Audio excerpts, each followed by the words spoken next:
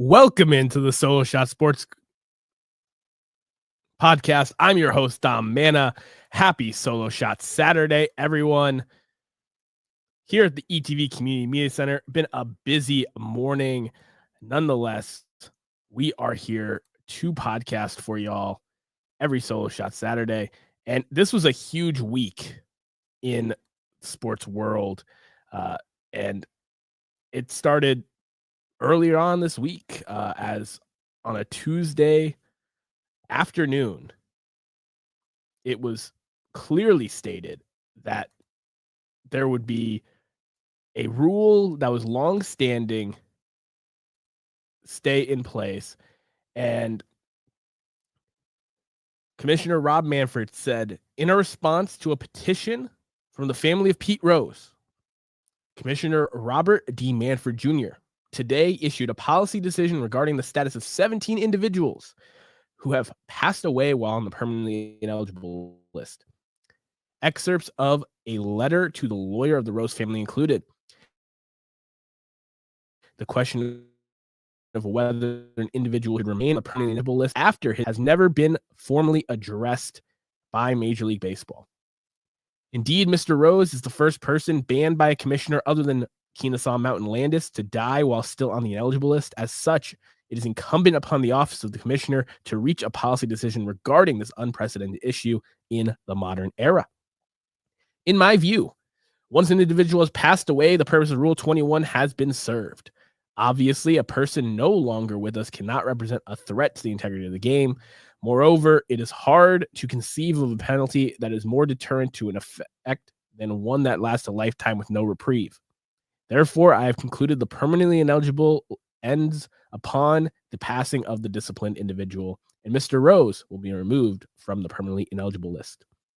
I want to emphasize that it is not part of my authority or responsibility to express any view concerning Mr. Rose's consideration by or possible election to the Hall of Fame. I agree with Commissioner Giamatti that the responsibility for that decision lies with the Hall of Fame.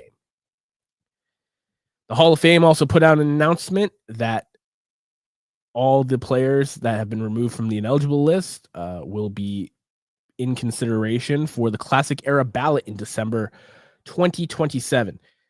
This was huge news for the baseball world. A lot of people were up in arms for and against this decision. And I think what's gotten lost in the discourse is Rob Manfred. I've given him his flowers on this show. I think he is going to be a future Hall of Fame commissioner. I think he's done a lot of great things for the game. I think he's also learned a lot about public backlash and when to do certain things, when to announce certain things. By doing this, Rob Manfred is giving a lot of people what they want, which is for Pete Rose to have a chance to make it to the Hall of Fame. Because usually when people talk about the Hall of Fame or best players outside the Hall of Fame, a lot of people say, why isn't Pete Rose in the Hall of Fame? When are we getting Pete Rose in the Hall of Fame? Well, he was not an eligible candidate. He was on the ineligible list, which means he had never appeared on a BBWAA or an era committee ballot. He was not a candidate to elect. So now that has changed. And I used to not entertain this conversation because the Black Sox players from the 1919 World Series throwing that were banned in 1921 by Kennesaw Mountain Landis and put on the ineligible list. It had been over 104 years since that decision. None of them have ever appeared on a Hall of Fame ballot or been elected to the Hall of Fame. Shoeless Joe Jackson, who is the most prominent name of the bunch, someone who has been both an 8-man out and as well as all the recordings, as well as the stat sheet, shown to not have been throwing that World Series. He hit well over 300 and was awesome, was a great player. His .356 batting average is fourth all time. He died 30 years after that in 1951. No commissioner undid Rule 21 to make it where he was eligible. And now we're coming up on 75 years of Shoeless Joe Jackson being dead. He had never been put on a ballot. So to me, I didn't think the Pete Rose conversation was reality. For many, they were saying they're going to put him in when he dies. Pete Rose even said in an interview about 2 weeks or so before he passed away, saying that I'm going to get in after I pass away. And it looks like that's going to be the case now. Pete Rose is eligible to be on the Classic Era ballot here in December 2027. This decision was clearly made for him as it came 7 months after his death. And as I said, 74 years after the death of Shoeless Joe Jackson. This was not made for him, but it does benefit Shoeless Joe as well as all the other 17 players involved on this list. But the Hall of Fame now, the ball is in their court. They get to decide who's on that committee. They get to decide if they're going to honor Pete Rose. And it'll be interesting to see because there are plenty of players for a number of reasons that have been held out of the Hall of Fame. Usually on these era committees, it's people that had some sort of moral problem or off the field issue, whether it be steroid allegations, whether it be crimes, whether it be being a jerk to the writers and the media. There are plenty of reasons why there are guys that have Hall of Fame credentials that are not Hall of Famers. And Pete Rose, being the all-time hit king, being the all-time leader in games played, at bats, he's an inner circle kind of player stat-wise. Will he get elected by this era committee in 2027? To me, my gut reaction is yes. When you look at this situation, Pete Rose has never appeared on a Hall of Fame ballot. And with the new rules for the era committees, if a player does not perform well on the era committee ballot, then they are not guaranteed to be on it again. They will cycle through to other deserving candidates or candidates who have not been heard. So this is going to be the first ever opportunity for anyone to check a box for Pete Rose for the Hall of Fame. And his contemporaries in the classic era, there's plenty of great ones, are going to have somewhere between 1,000 and 2,000 less career hits than Pete Rose. A lot of them are going to have 20 to 40 WAR less than Pete Rose in his career, 79.8. I think there's going to be a ton of pressure on the people in that room, even if they are very openly against Pete Rose for the Hall, to not consider him and to vote other guys ahead of him. Now, this is the total inverse of what the Hall of Fame has been trying to build with the new structure of the era committees. They want to elect living candidates. They want to elect people that can see themselves be inducted to the Hall of Fame. And by using your vote on a Pete Rose or a Shoeless Joe Jackson, you are voting for a ghost. You are voting for someone that will not be able to give their speech in Cooperstown in July. It will be interesting to see what plays out. There's 2 years of conjecture to come from all those Hall of Fame nuts out there like myself. And all of it comes initially without even getting into the off the field drama and issues that Pete Rose comes with. Will that be seriously brought up and talked about in this room? Or will it strictly be about baseball and the gambling and the career of a very tragic man in Pete Rose? I personally now, because they're eligible candidates, am pro Pete Rose and Shoeless Joe Jackson for the Hall of Fame.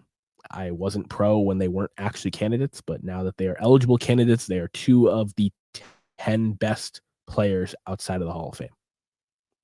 And they deserve to be elected.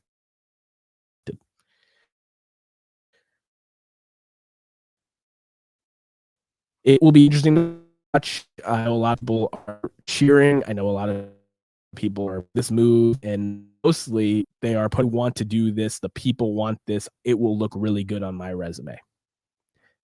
And now everyone else at Cooperstown and the writers and the Hall of Famers have to deal with the consequences. The Hit King being in the Hall of Fame is going to be something that I will celebrate when it evidently happens. And it will be a very interesting moment for the history of baseball, because with him breaking the written rule in baseball, let alone a written rule, does that allow convicted or potential steroid users to get into the Hall of Fame? Because to me, my line has always been, if you broke it after Major League Baseball banned it, it was a written rule in your contracts, player agreements, etc., then I'm not going to vote for you. So Alex Rodriguez, Manny Ramirez, Miguel Tejada, Andy Pettit, there's a positive test. You served a suspension. I am not voting for you. Will these players have to wait till they die? Will they get more preferential treatment because Pete Rose is in, regardless if they're dead? It'll be interesting to see what all the ramifications are of Pete Rose's candidacy. And I know those of you that love the Hall of Fame and the history of this game as much as I do will be following it very, very closely. Now, I talked about last episode, the American League Central, something's never changing. They just not getting their respect. The Tigers are now, after whooping my Red Sox behinds this week, are now the first team in Major League Baseball at 30 wins. The Guardians have over 20 wins. The Royals have over 20 wins. And the Minnesota Twins, 12 straight wins. Over 20 wins. 12 straight. I picked them to make the playoffs. I was feeling really stupid about it the first couple weeks of the season. They are who I thought they were. They're playing really good baseball. Their starting rotation's awesome. The back end of their bullpen's nasty. They have quality hitters that just need to stay healthy and produce. The Minnesota Twins, man, they are exactly who I need them to be with how bad my predictions have been to start the year. And 25-20 record, 5 games back from first place. They're right in the thick of things. Cleveland and Kansas City both also have 25 wins. That division is awesome. And it did not get the respect it deserved, even after having 3 playoff teams in 2024. So Twins, please keep it up. I'm very happy to see it. Their starting rotation is finally performing well after some struggles early. They're back into their bullpen is awesome with Duran and Jax and Carlos Correa, Brooks Lee. Doesn't matter who it is. Like they're getting offensive output now from that lineup to coincide with the improved pitching. But talking about predictions that went awfully wrong, I had the Orioles in the playoffs. The Orioles right now, last place in the AL East, 15-28 record. They're 10.5 games back of the Yankees. It actually ended up working out because I absolutely hate when big news in baseball happens Saturday evening or Sunday because it's right after the show and I'm then last to market on it. The Orioles announced just a few hours ago that Brandon Hyde, former manager of the year, has been relieved of his duties after a terrible start. They've lost 8 of their last 10 and have lost 4 straight. This team needs a spark, but what this team also needs is a new general manager. Mark Elias gets a ton of credit for the cloning that the Orioles do of all the white boys with flow that they've brought up through their prospect system. It's clearly not enough. And I talked about this with my good buddy Will, who's a listener of the show. The Orioles made a great move last year when they traded a few of their prospects for a frontline guy in Corbin Burns. They had all hitter prospects, not enough spots for them. You go and get a proven pitcher. You let Corbin Burns walk. I understand he got over $200 million. That's not really the Orioles style. But there was multiple free agents as well as trade pieces. They could have had the best trade package possible for Garrett Crochet or for Jesus Luzardo, who have changed the outlook for the Phillies and the Red Sox, respectively. Sandy Alcantara is still out there as a trade piece from the Marlins as well. I know he struggled to begin the year, but he has multiple years of control. Sonny Gray was shopped heavily by the Cardinals. But instead, the Orioles went into this season with injuries to the front of their rotation. Bradish, not ready. Zach Eflin gets hurt early on. A lot of people were expecting Grayson Rodriguez to take that jump into acehood. Hasn't pitched. And the pitching's been so bad, but the lineup that was a strength, a lineup that led them to over 100 wins just 2 years ago, has been cold. Cedric Mullins has been resurged, but the rest of the lineup has been relatively cold. Gunnar Henderson didn't start the year with the team. Jackson Holliday has been way more down than up. Adley Rushman is looking more like an average hitting catcher than an elite hitting catcher. When the second best hitter on your team is Ryan O'Hearn, you got some problems. Jordan Westberg, all-star last year, not producing at the level that he's expected to. They got a lot to fix in Baltimore. I know a lot of people think it's a culture thing, and that's why Hyde was fired. Hyde's a big part of the reason why the culture turned around. If you remember 3-4 years ago, the Orioles were a laughingstock, but they had all these prospects coming up, and they've turned things around. They became one of the top teams in the American League the last couple of years, and they had the potential to do that again, but for how good they are, they did not invest in the pitching this offseason.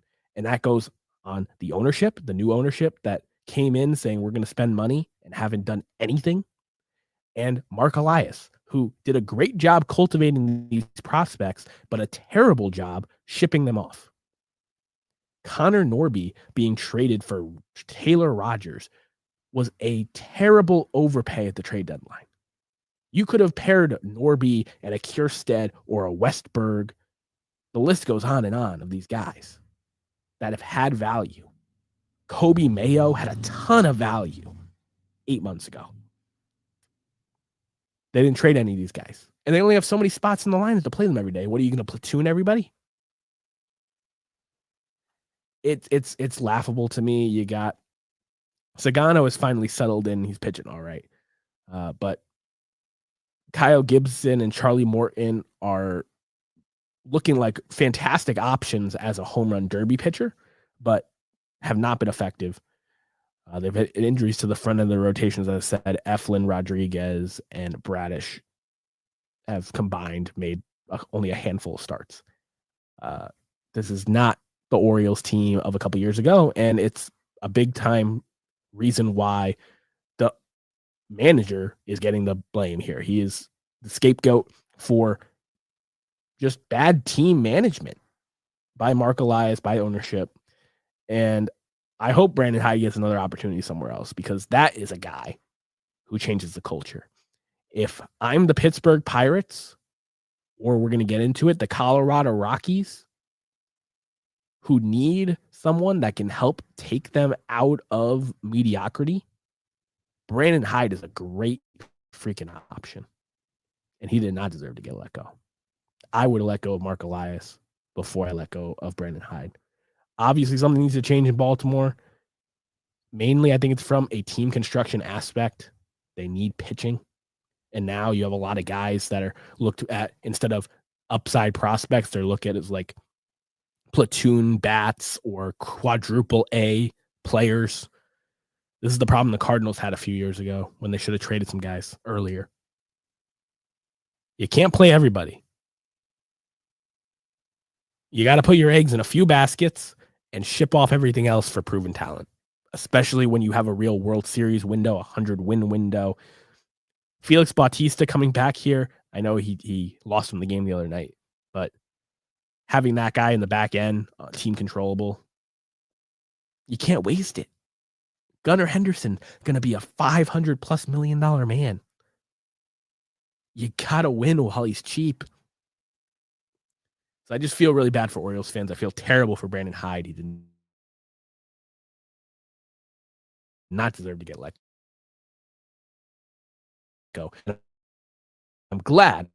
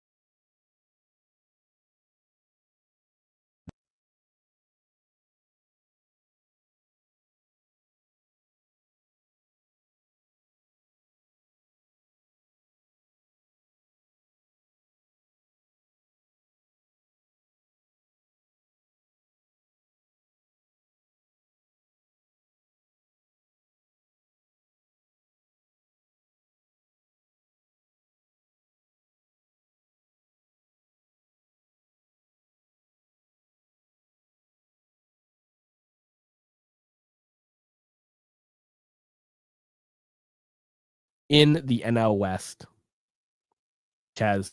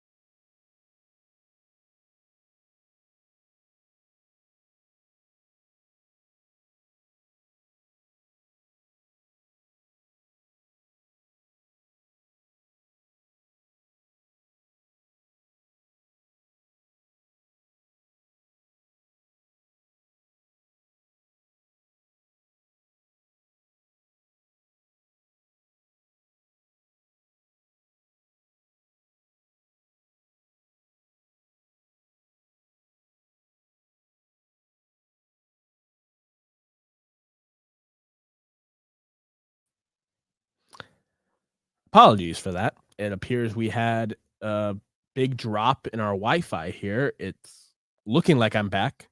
But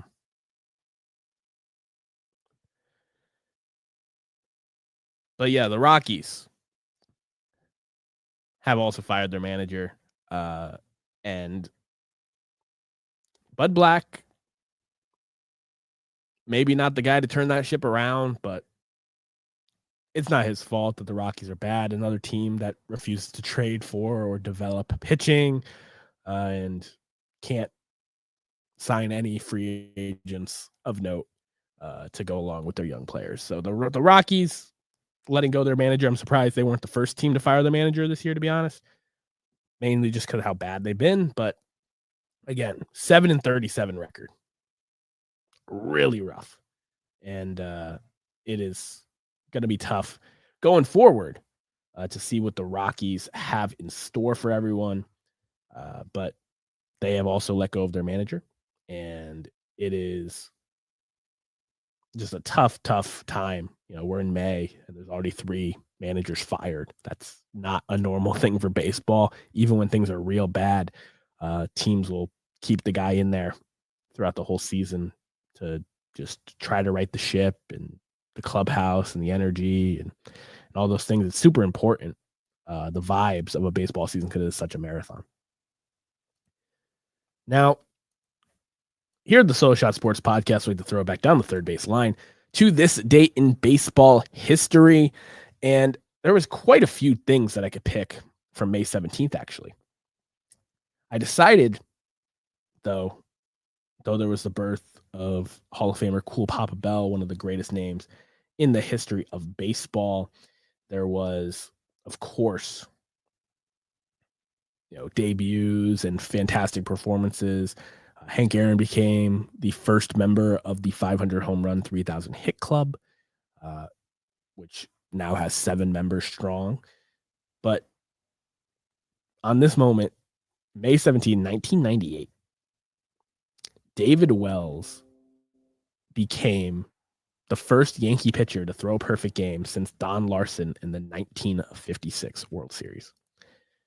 And if that wasn't impressive enough, a perfect game with how rare it is in the history of the sport.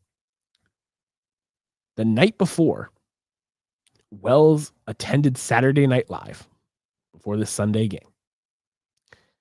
He had no intention to go into the after party, because he was starting the next day against the Twins and his son was visiting in town. But instead, he was out until 5:30 in the morning because he was out with Jimmy Fallon and Seth Meyers, who were both cast members at the time at SNL. He only got a couple hours of sleep.